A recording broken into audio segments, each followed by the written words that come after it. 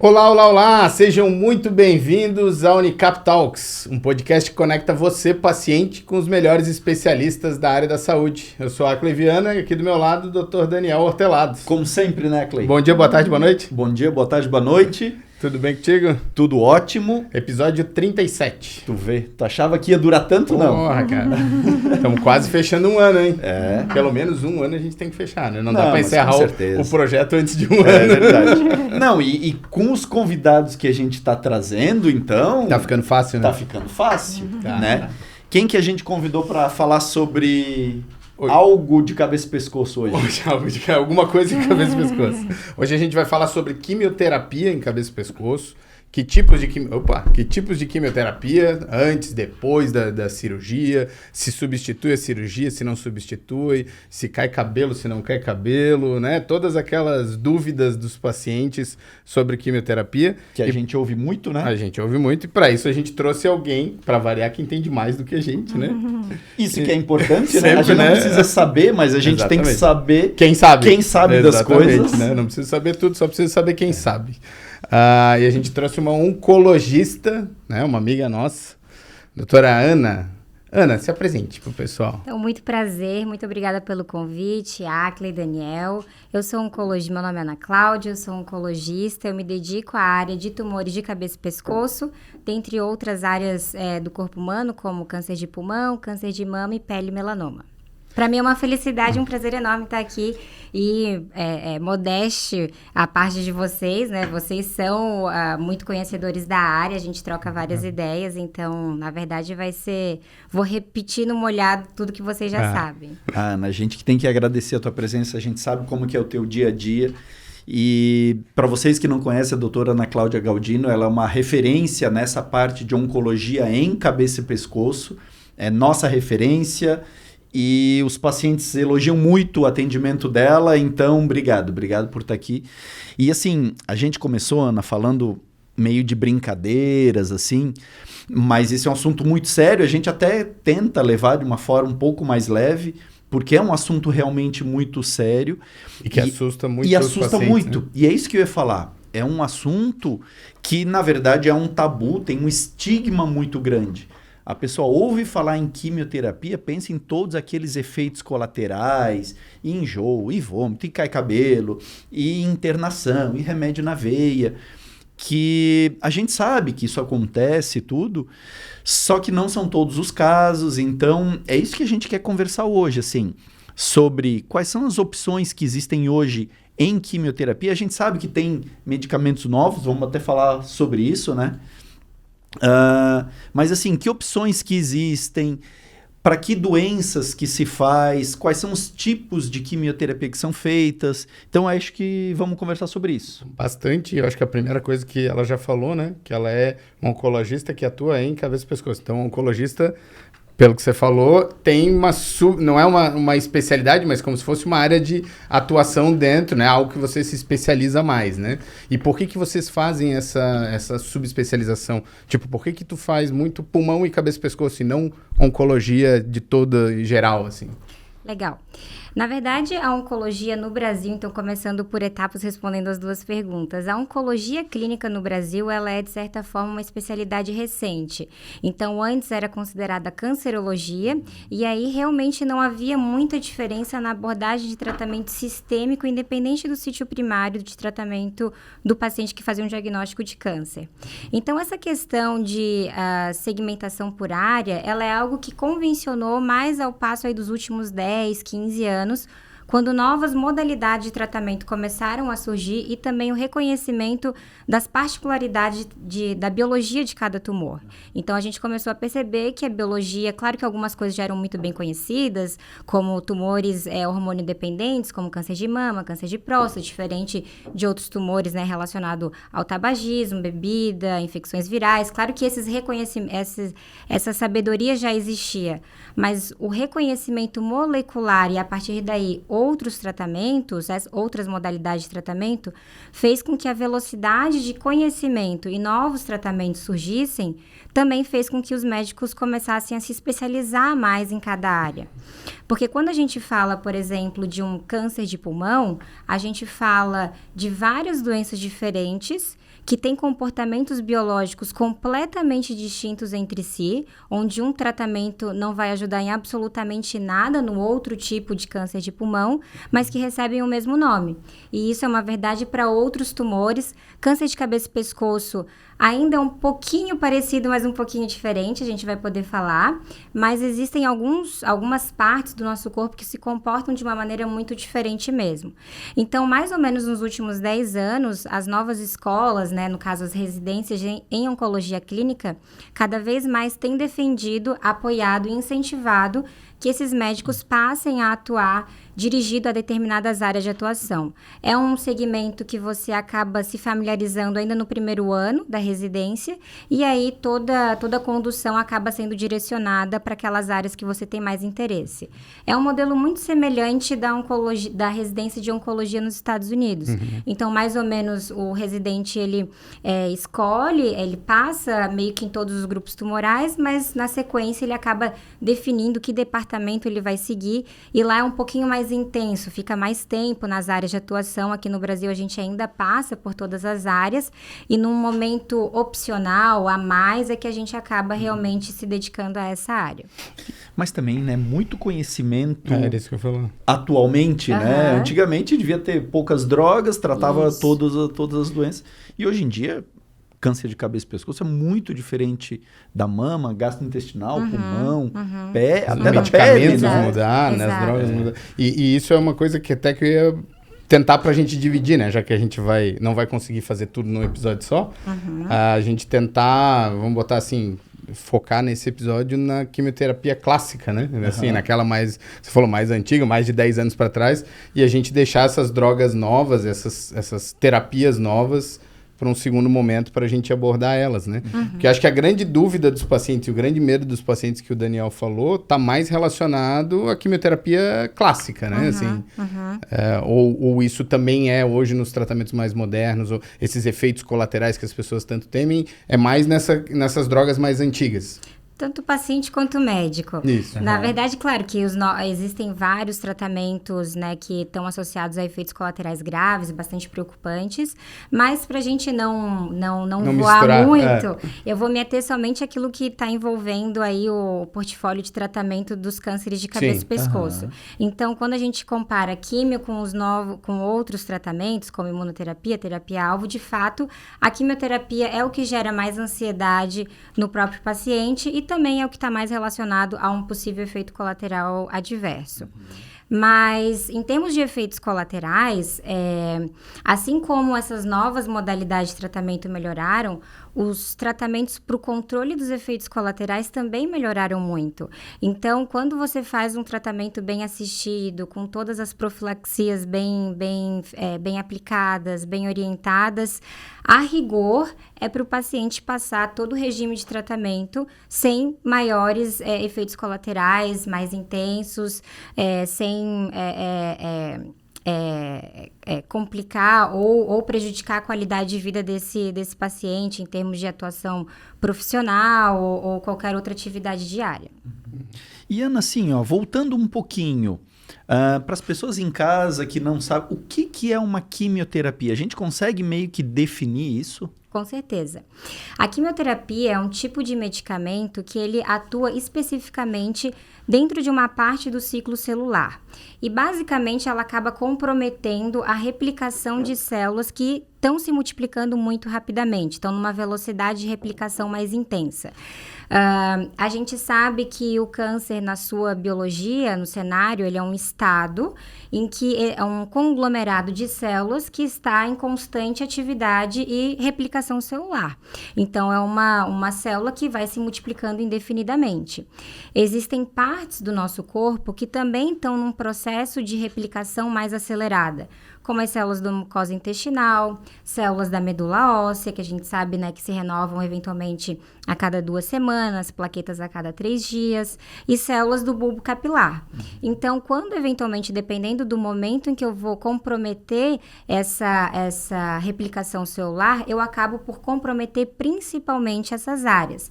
Então, basicamente, os efeitos colaterais mais clássicos das quimioterapias estão relacionados a sítios que também estão com uma atividade celular mais acelerada, portanto, diarreia, queda de cabelo e, eventualmente, redução das taxas, né, de hemácias, hemoglobina, leucócitos e plaquetas. A gente teve na cabeça e pescoço, talvez alguns, nos tumores, né, falando especificamente dos tumores de cabeça e pescoço, algumas fases do tratamento, né? A gente começou lá um século atrás, basicamente com a cirurgia, depois se associou à radioterapia, então se fazia cirurgia, radioterapia, depois veio a associação com quimioterapia, né? Depois a gente entrou numa fase dos protocolos de preservação de órgãos, né? Que a gente teve até um episódio com a Melissa, né? Onde a gente comentou sobre isso, né? Qual era o objetivo da preservação de órgãos. E a gente agora parece que está entrando numa outra fase dos tratamentos neoadjuvantes, né? Basicamente, nesse cenário, hoje a gente ainda tem alguns locais, né, alguns sítios do câncer de cabeça e pescoço que a gente ainda usa praticamente essas ferramentas, né? Assim, em alguns casos a indicação ainda é cirúrgica inicialmente, outras preservação de órgãos, outros a gente já está começando a migrar para o que chama de tratamento neoadjuvante, né? Então, assim, qual que é a diferença básica entre um tratamento quimioterápico que eu faço associado à radioterapia, um tratamento quimioterápico que eu faço numa preservação de órgãos, né? Um tratamento adjuvante e não sei se preservação de órgãos dá pra gente dizer que é neoadjuvante, talvez, porque entra num limbo, né? Na verdade é outra... É a preservação de órgãos, fica outra classificação. Até a gente, às vezes, não sabe os termos técnicos certinho. E os tratamentos neoadjuvantes, assim, o que é a diferença para cada um, assim, basicamente? Bom, conceitualmente, um tratamento neoadjuvante é aquele que é antes de um tratamento cirúrgico. Então, é toda a medicação que é feita antes, todo o protocolo de tratamento, né? Mas, basicamente, a base de remédios antes da cirurgia. E o tratamento adjuvante é aquele que é toda a modalidade de tratamento que é feito após a cirurgia. Então, a gente acaba utilizando essa denominação de neoadjuvante ou adjuvante quando definitivamente o paciente vai fazer cirurgia. Nessa questão do preservação de órgão, a gente acaba utilizando como definição uma quimioterapia de indução e depois um tratamento definitivo com quimio-rádio eventualmente. A questão de definir entre fazer uma cirurgia seguido de um tratamento adjuvante versus fazer um protocolo de preservação de órgão, vai depender muito, como vocês eu assisti esse podcast, como vocês já mencionaram um pouco sobre as indicações de quais pacientes vão fazer algum regime, né, de preservação de órgão em questão. Agora, a gente está vivendo realmente uma fase de transição. Claro que vai ser um aprendizado, acho que de toda a parte médica, assim como da comunidade científica já ocorreu, mas com a incorporação da imunoterapia no tratamento neoadjuvante, isso provavelmente vai permitir, né, ressecções, né, cirurgias que venham a comprometer menos, né, a questão funcional ali do paciente, e pode ser que num determinado momento a gente puxe um pouquinho aqueles pacientes que categoricamente a gente empurraria para um protocolo, né, definitivo de quimio-rádio, mas, eventualmente, ele pode se favorecer de um tratamento neoadjuvante. Então, basicamente, a neoadjuvante, ela usa drogas novas, de imunoterapia, terapia-alvo também, em alguns casos. Não, hoje só com a imunoterapia. Hoje, a que a gente tem aí bem validado com estudos apresentados recentemente, né, bem fresquinhos. Então, é mais a imunoterapia nesse contexto. A gente não consideraria aquelas que tentaram, em alguns casos, quimio de indução para reduzir tumor, para tornar operável como neoadjuvante. Consideraria como quimioterapia de indução mesmo. Isso. Aí que o paciente vai fazer um protocolo de quimio de indução seguido de quimio radiodefinitivo, né? Do contrário, seria algum regime, algum modelo de tratamento combinando a imunoterapia para então seguir para uma proposta cirúrgica para esse paciente. Só lembrando que isso em cabeça e Em pescoço. cabeça e pescoço, a gente não tá falando Tem de algumas outras áreas que a quimio neoadjuvante é muito utilizada. Na Exato. mama é A muito gente tá falando de utilizada, cabeça e tudo pescoço. isso. Isso. Né? Porque em cabeça e pescoço, assim, na verdade a medicina em geral, né, tem modas e então há 20 anos atrás se fazia muita quimio neoadjuvante. Químio de indução, no caso ali, né? Na verdade, neoadjuvante mesmo, para tentar Sim. reduzir o tumor, para facilitar a cirurgia. Foi visto que não tem tanto efeito assim. Então, algum tempo depois, anos depois, isso foi abandonado. Mas hoje, com a imunoterapia, está bem diferente, né? Tanto para o câncer de cabeça e pescoço. Quando a gente fala em câncer de cabeça e pescoço, a gente fala do câncer de vias aéreo-digestivas superiores, né? Boca, faringe, garganta, laringe, tudo isso. Tanto para o câncer de cabeça e pescoço, quanto para o câncer de pele, né? Então, para o câncer de pele também tem um papel, assim, na quimio, na verdade, no tratamento neoadjuvante, né? Porque não é com quimioterapia. Em termos de efeito colateral, Ana, a quimioterapia neoadjuvante, ela é mais tóxica que uma quimio adjuvante ou que uma quimio concomitante junto com a radioterapia? Na verdade, essa é uma dúvida muito, muito comum, até entre vários colegas médicos, mas, na verdade, baseado em vários cenários de câncer de pulmão, câncer de mama, assim, um compilado em relação a fazer um regime neo ou adjuvante, a gente consegue ter uma taxa de completude de tratamento maior na neoadjuvância do que na adjuvância. Então, existe, caso não haja, né, diferença em termos de sobrevida, que é o desfecho mais importante, ou seja, né, enfim, em taxas de cura, né, e de perspectiva a longo prazo, isso vai depender muito do contexto, quando você vai favorecer um regime ou outro. Mas não existe uma maior toxicidade por fazer antes ou depois. A informação que a gente tem, e os dados muito claros e consolidados, é que quando a gente faz antes, a gente acaba conseguindo completar a quantidade de ciclos propostos, mais, numa taxa aí de quase 30% a mais, do que fazer num período pós-operatório. Então, dependendo da situação, do contexto, existe eventualmente aí uma inclinação para favorecer a neoadjuvância. O que às vezes, né, a gente acaba em debate com a equipe cirúrgica é que às vezes vem aquele questionamento, mas o paciente pode perder performance para fazer a cirurgia.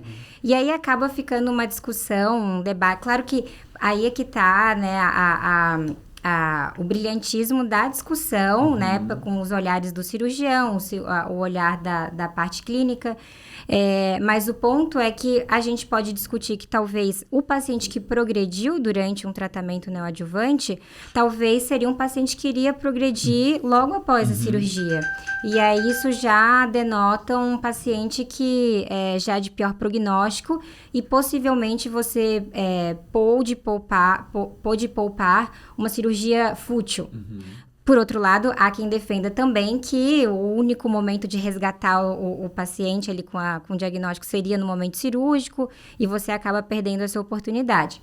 Então, acaba que a gente precisa, né, fazer a decisão compartilhada, a necessidade das reuniões, dos encontros, das discussões, mas em linhas gerais, respondendo objetivamente, a gente consegue completar mais que, em última análise, entende que o paciente tolera melhor, fazendo num período pré-operatório do que pós. Isso é uma coisa meio interessante, né, Ana, que tu falasse agora, que essas decisões hoje em dia não são tomadas exclusivamente pelo médico, pelo cirurgião, ou pelo oncologista, ou por um médico, né? Essa decisão é compartilhada e sempre discutido, né? Se não é discutido num tumor board, numa reunião, assim, oficial, é discutido, sim. Numa ligação, telefonando, no consultório, ali na clínica, nós temos essa possibilidade, a gente pega e se reúne 2, 3, 4 cirurgiões, tem esse caso aqui, o que vocês acham? E isso é importante, como mudou isso, né? Sim. Porque antigamente essa decisão ficava ou na mão do cirurgião, ou na mão do clínico, ou na mão do oncologista. E hoje em dia isso é muito compartilhado, né? Porque o conhecimento também é muito, muito dividido, né? Tem muito conhecimento em cada área, né? E o que eu acho que é interessante, talvez, as pessoas entenderem é que, assim, em cabeça e pescoço, a gente falou, o câncer de cabeça e pescoço, a gente tem tipos, né? A gente tem carcinoma espinocelular, que seria aí 95%, mas a gente tem uma taxa de adenocarcinoma, tem os cânceres de pele, que a gente já falou sobre tipos diferentes, câncer de tireoide tem os tipos diferentes, a gente também falou. Mas focando, por exemplo, no câncer de boca e garganta, a gente tem sítios, né? Então, já vou te fazer a tua pergunta. Mas, assim, a gente tem hoje sítios em que a cirurgia seria uma primeira opção, talvez, né? Por exemplo, língua, né? A gente já tem sítios que, classicamente, quimio e radioterapia viraram a primeira opção, por exemplo, a amígdala, mas hoje, com a cirurgia robótica, já está começando a mudar isso de novo. Mas em termos de quimioterapia, porque para nós, avaliar um paciente de língua, eu vou avaliar esse paciente diferente do que um paciente com tumor de amígdala, né? Eu vou considerar informações diferentes e muitas vezes eu vou acabar indicando a cirurgia e no outro caso não, né? Até por mais que seja um tumor que seja operável cirurgicamente, muitas vezes para a gente chegar naquela lesão, para a gente retirar o tumor, o dano, né? A comorbidade que ele vai ficar por causa da cirurgia é maior do que a que ele vai ter pela quimio e radioterapia, né? Então, acaba que a gente prefere por um protocolo de preservação de órgãos, por exemplo, para laringe, do que uma laringectomia total, uma cirurgia, né? Já de língua, às vezes, a gente vai olhar e vai dizer, não, esse caso aqui, por mais que seja comorbidade, é melhor a cirurgia, né? Em relação à quimioterapia adjuvante, você também tem uma mudança conforme o sítio, você vai mudar a sua droga, você vai usar outra estratégia, porque eu sei que já tem essa mudança em relação às drogas novas. Vamos deixar isso para o segundo episódio.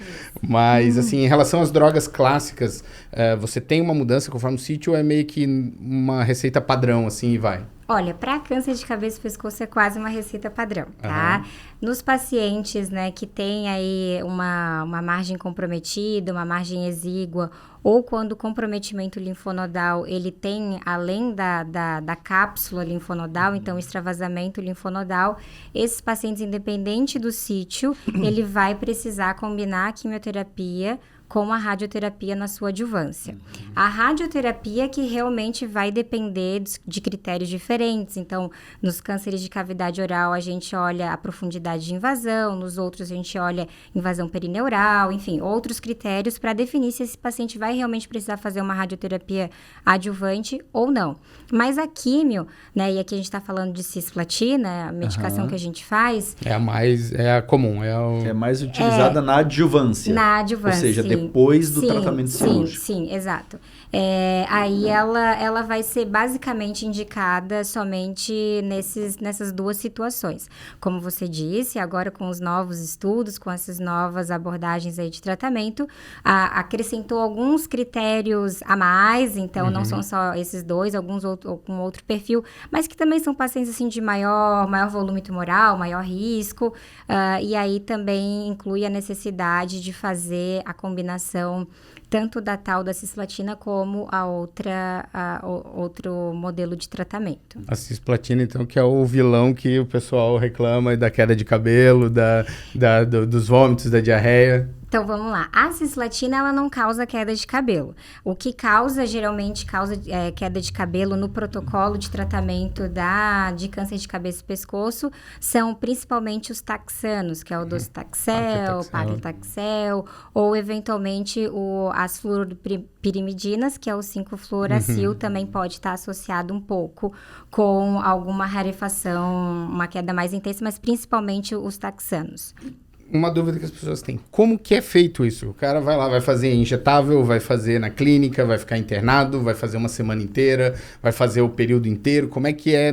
Assim, eu sei que tem diferentes protocolos, mas normalmente, como é feito esse tratamento com quimioterapia associado à radioterapia, por exemplo? Legal. Esse é feito na veia mesmo, então é uma medicação endovenosa.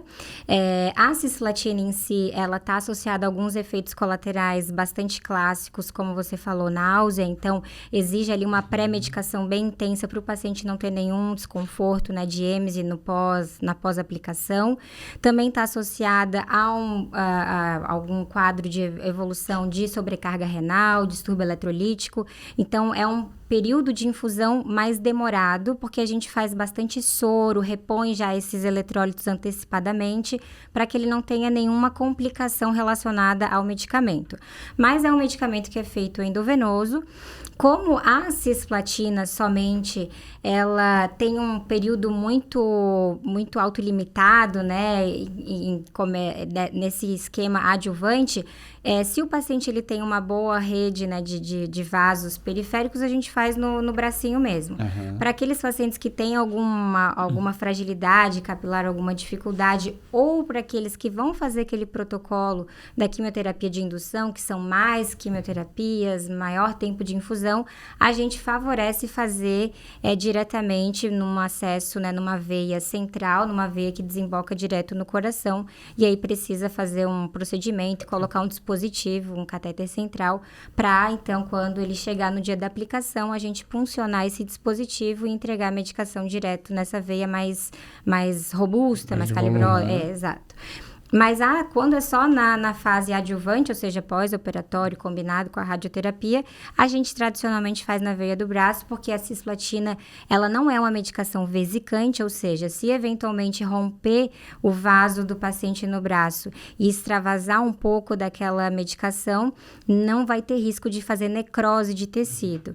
Então, para as quimioterápicos vesicantes, a gente é indicado sempre passar o dispositivo, mesmo que seja um protocolo mais curtinho. Para aqueles que só são irritantes ou não são nem irritantes nem vesicantes, aí a gente pode fazer no braço. Mas aí a pessoa vai lá na clínica de manhã, faz a medicação, faz o sorinho e sai final da tarde. E sai, exatamente. E de quanto em quanto tempo, em geral?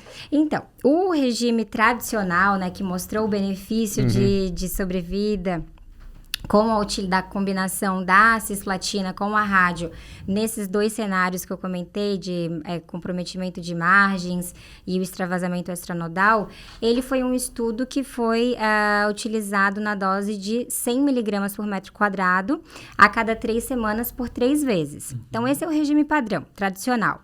Mas ele era um regime que também estava associado muitas vezes com mais efeitos colaterais. Apesar de toda a pré-medicação, os pacientes poderiam sentir mais náuseas, mesmo com toda o tratamento ali profilático.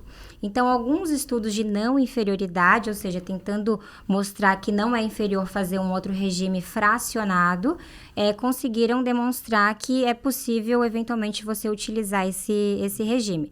Então, dependendo ali da condição, logística e acesso do paciente, ao invés de fazer a cada 3 semanas, a gente faz numa dose menor, 40 miligramas por metro quadrado, semanalmente por 7 semanas durante o período da radioterapia, que aí está associado com menos efeitos colaterais, o paciente tolera melhor. E Ana, qual é o objetivo final de um tratamento adjuvante? Porque tu falaste que o neoadjuvante é tentar reduzir, facilitar a cirurgia, e o neoadjuvante até diminuir recidiva, tudo isso. E de um tratamento adjuvante, qual é o objetivo? Mais ou menos a mesma resposta. Tá. Eu sempre falo, eventualmente, isso com os pacientes, especialmente esses que já vêm com um câncer que já foi operado, enfim. E é muito comum as pessoas perguntarem, nossa, mas se eu já operei, se eu já tirei todo o tumor, por que eu preciso fazer remédio depois? E aí, uma frase que eu sempre falo para os pacientes é o seguinte, o câncer, na sua origem, ele é uma célula, e uma célula é microscópica. A gente não consegue ver, nem o exame mais moderno do mundo, PET scan, aquilo que for mais moderno em tecnologia, não vai entregar aquilo que simplesmente os nossos olhos não enxergam. Então, diante disso, dependendo de alguns critérios em que a gente sabe que pode ter células ainda micrometastáticas em volta ou próximo da região onde o câncer estava, ou até mesmo na corrente sanguínea circulando por todo o corpo, quando já isso, né, obviamente já foi bem estudado e validado, quando existe esse maior risco de ter essas células ainda residuais, apesar de a gente ter tirado todo o tumor, a gente faz medicações adicionais para então erradicar e matar essas células micrometastáticas e aí, respondendo a sua pergunta, diminuindo o risco de recidiva e até mesmo morte por esse diagnóstico. Então, na maioria das vezes, quando a gente fala, né, de ganho de sobrevida global, a gente está aumentando as taxas de cura realmente, não só da recidiva, mas de uma recidiva metastática que venha a machucar bastante o paciente.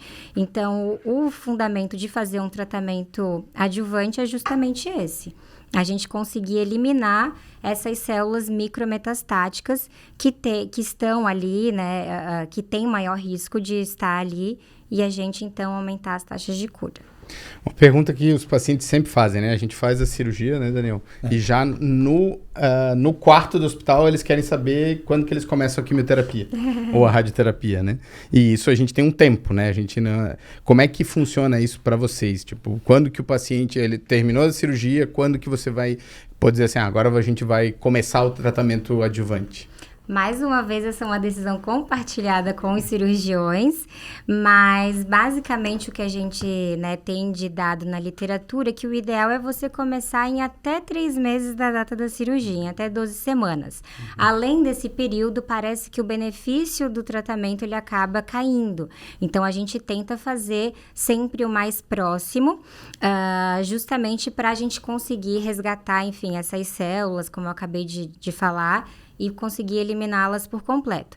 Mas existe um tempo de cicatrização e isso é importante de ser respeitado também, sob risco, né, de outras complicações, né, enfim, descência de sutura, infecção.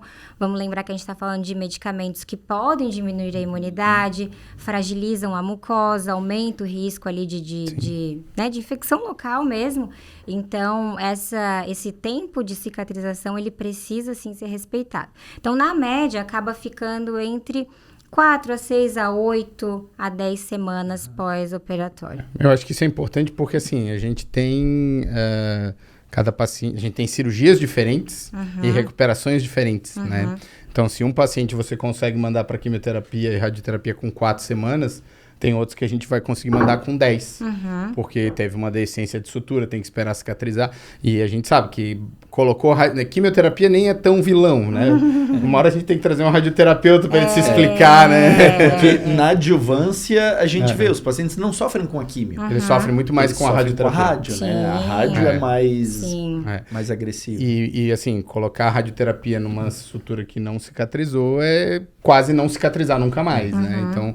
Acho que isso é importante porque, assim, é importante as pessoas entenderem que a gente tem tempo para começar, né? Não precisa ser na semana seguinte, claro, né? E tem um momento ali que tem que estar recuperado da cirurgia também para começar, né? A gente não pode nem ser atrasado e nem adiantado demais, né?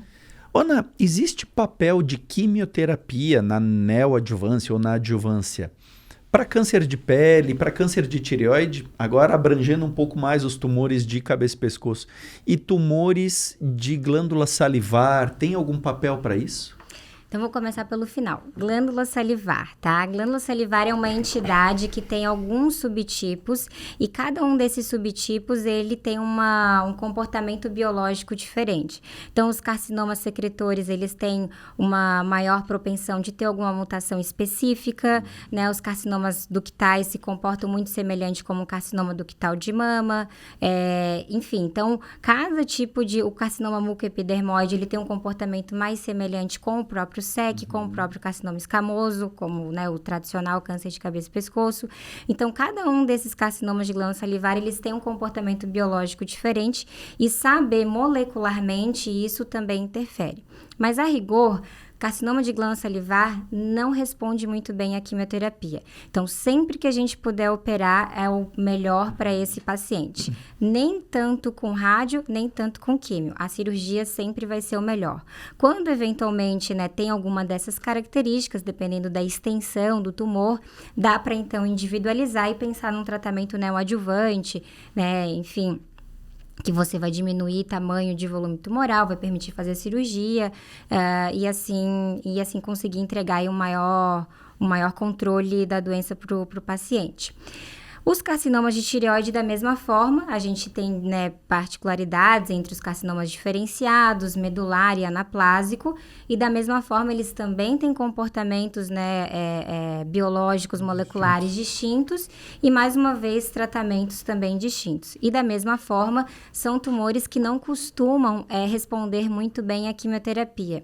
E principalmente porque a velocidade de duplicação dos carcinomas de tireoide, excetuando o carcinoma anaplásico, ele não é tão acelerado. Então, por sua vez, ele não obedece à máxima que a quimioterapia faz, que é comprometer células que se multiplicam muito rápido. Então, quimioterapia também não é uma estratégia muito utilizada no tratamento dos carcinomas de tireoide, excetuando os carcinomas anaplásicos, quando não respondem a terapias específicas relacionadas à biologia molecular dessa doença. Mas no preto no branco... e carcinoma de pele, você perguntou. Também não responde muito bem à quimioterapia. Então, para essas 3 entidades, geralmente, a gente não adota a quimioterapia como a primeira escolha. Não tiraram o nosso emprego nessas 3 Não. ali, né? A gente não chegou no episódio sobre imunoterapia. Exatamente. Porque daí sim Vai tem dar um o seu protagonismo. papel, tem até na neoadjuvância, até como tratamento. Isso. Mas eu ainda sou da opinião que todos esses tratamentos, eles vão ter... Talvez a gente esteja numa curva, mas num período dessa curva ainda aumentar os tratamentos cirúrgicos. Porque a gente vai começar a operar aquilo que era inoperável, né? E o diagnóstico precoce, né? Às vezes a gente ainda vai continuar operando aquele inicial. Então, na verdade, acaba aumentando o tratamento cirúrgico do que reduzindo. Talvez numa curva inicial, depois, no futuro, a gente vai caminhar para aquilo que há 23 anos na faculdade, né? Eu ouvi dizer, a cirurgia vai acabar. Eu falei, 23 anos ainda não acabou, e eu acho que nos próximos 20 também não vai, né? É mais fácil o robô vir operar no lugar da gente do que as drogas resolverem o problema. Né? Concordo. Mas, Ana... Quer perguntar mais alguma coisa? Não. Vamos... Eu tô bem satisfeito. Ana, obrigado, viu? Foi realmente ela não bem vai embora, claro. Vai ficar aqui, é só tem semana mais que um vem, episódio. Tem mais um. Foi muito claro, eu acho que foi ótimo. Realmente a quimioterapia tem esse estigma, tem esse medo, mas a Ana já mostrou em cabeça e pescoço. A cisplatina não é tão agressiva assim, não é um tratamento tão prolongado, tende a não cair cabelo. Claro que tem seus efeitos, qualquer tratamento tem seus efeitos, mas foi ótimo esclarecer essas dúvidas e eu tenho certeza que os pacientes... são as dúvidas que os nossos pacientes têm no consultório e que muitas vezes a gente fala, conversa com o oncologista, mas é ótimo eles já saberem disso previamente. Achas que tem algum comentário, alguma coisa que a gente esqueceu de falar sobre isso? Não, acho que não. Acho que contemplou bem. Acho que é tudo que tem para falar sobre quimioterapia no contexto aí dos cânceres de cabeça e pescoço. Acho que a gente envolveu tudo. Então você fica aqui que a gente ainda vai continuar mais um. Para eles vai ser semana que vem. Pra gente é agora em 2 minutos. Tá legal. Obrigada. Tchau para vocês, muito obrigado para quem teve. Se vocês tiverem alguma dúvida, algum comentário, deixa aqui embaixo. Aqui embaixo também tá o link do NextCare, nossa plataforma de telemedicina. Então, se você quer uma segunda opinião, quer tirar uma dúvida, quer saber se o seu caso tem indicação realmente de quimio e radioterapia ou não, você vai encontrar ali consulta com cirurgião de cabeça e pescoço, né, endocrinologista. Por enquanto isso está aumentando. Daqui a pouco vai ter de oncologista clínico. Então, aqui embaixo está o link, se você quiser, você acessa ali. Obrigado, Daniel. Obrigado. Até o da semana que vem, daqui 2 minutos. Obrigado, viu? Obrigado, pessoal. Tchau, pessoal. Tchau.